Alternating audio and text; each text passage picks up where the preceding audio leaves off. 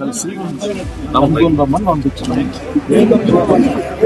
డబ్బు డైరెక్ట్ చేసేవాడిని కదా, ఇవి ఎట్లా పడతానే లేదా పడుకోకపోయింది. 6 వాగ్దానం ఇచ్చారు కదా గవర్నమెంట్ అని దాంట్లో వచ్చారు. దానికి అవి కనుక్కుందామని వచ్చినాం. దీంట్లో ఏంటంటే దీంట్లో వచ్చేసి ఇంట్లో చదువుకొని ఉద్యోగం లేని పిల్లలు ఉంటే వాళ్ళకి నెలకి 3,000 రూపాయలు ఇస్తారని చెప్పినారు. వస్తా అంతే రాలేదు.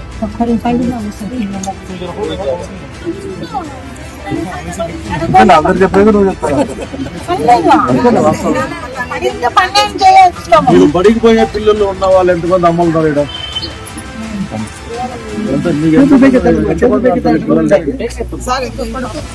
అందరికి 30 వచ్చిందా?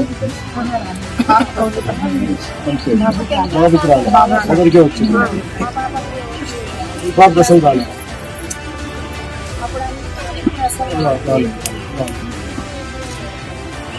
తర్వాత మన ఆడపిల్లలందరికీ కంటే 18 ఏళ్ళు దాటిన ప్రతి ఒక్కరికి కూడా ప్రతి ఆడపాటికి 1,500 రూపాయలు లెక్కిస్తారు అన్నమాట. నెలలో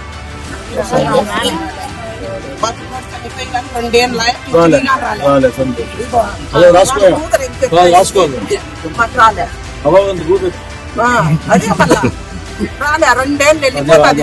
తీసుకోవాలి భాస్కర్ పెన్షన్ తీసుకోవాలి మాట్లాడుతాం. అట్లాగే మన సేటగాలు ఇంగ్లీష్ ఉన్నాయి. మన మాటల్లో సేటగాలు వ్యవసాయం చేసాం. ఏం లెక్క పడితే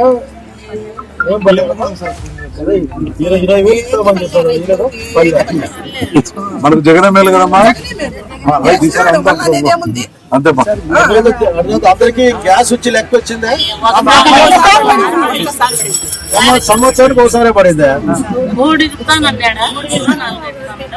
ఒకటి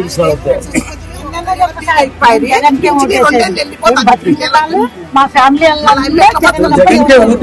కాదండి లేక బస్సు రాలే.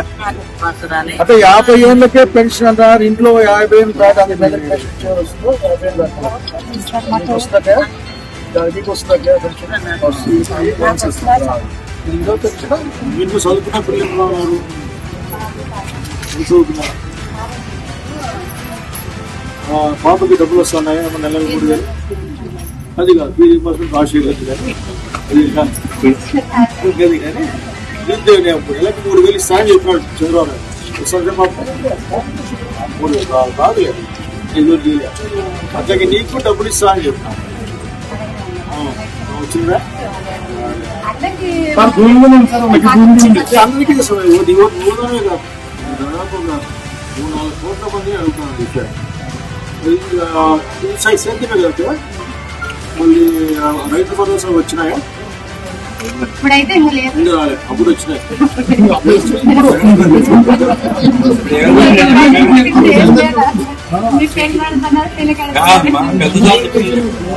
బస్సు కూడా లేదు, బస్సు లేదు. 50,000 పెన్షన్ నాకే ఇచ్చారు.